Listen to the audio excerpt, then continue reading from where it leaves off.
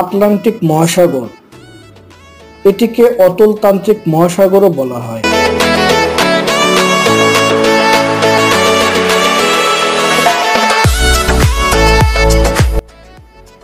এই মহাসাগর পৃথিবীর দ্বিতীয় বৃহত্তম মহাসাগর।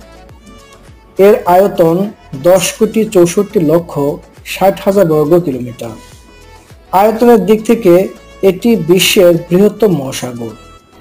আপনারা জানলে অবাক হবেন এই ভেবে এটি পৃথিবী পৃষ্ঠের প্রায় 1/5 এলাকা জুড়ে অবস্থিত। ইউরোপীয় ধারণা অনুযায়ী এটি পুরাতন পৃথিবীকে নতুন পৃথিবী থেকে আলাদা রাখে। আটলান্টিক মহাসাগরটি পূর্ব দিকে ইউরোপ এবং আফ্রিকা এবং পশ্চিমে আমেরিকা অঞ্চলের মধ্যবর্তী অঞ্চলে দীর্ঘায়িত এস আকৃতির অববাহিকার উপর অবস্থিত। আটলান্টিক মহাসাগরের উপকূলে বিভিন্ন প্রকারের অসংখ্য উপসাগর এবং সাগর রয়েছে। এগুলোর মধ্যে রয়েছে বাল্টিক সাগর, কৃষ্ণ সাগর, ক্যারিবীয় সাগর, ডেভিস প্রণালী, ডেনমার্ক প্রণালী, ড্রেক জলপথের অংশবিশেষ, মেক্সিকো উপসাগর ও ল্যাব্রাডর সাগর। প্রতি শীতে আইসল্যান্ডীয় নিম্নচাপ ঘন ঘন ঝড়ের সৃষ্টি করে।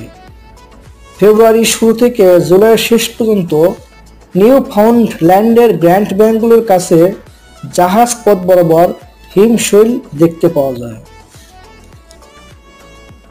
এ সময় সাগরের পানি অত্যন্ত ঠান্ডা হয়ে যায়, ফলে সাগরের পানি জমে শক্ত বরফখণ্ডে পরিণত হয়ে থাকে। অনেক সময় এই শক্ত বরফখণ্ডে আঘাত লেগে অনেক জাহাজ চূর্ণ বিচূর্ণ হয়ে যায়। এমনকি এমন এক বরফখণ্ডে আঘাত লেগে পৃথিবীর সবচেয়ে বড় জাহাজ টাইটানিক জাহাজও ভেঙে যায়।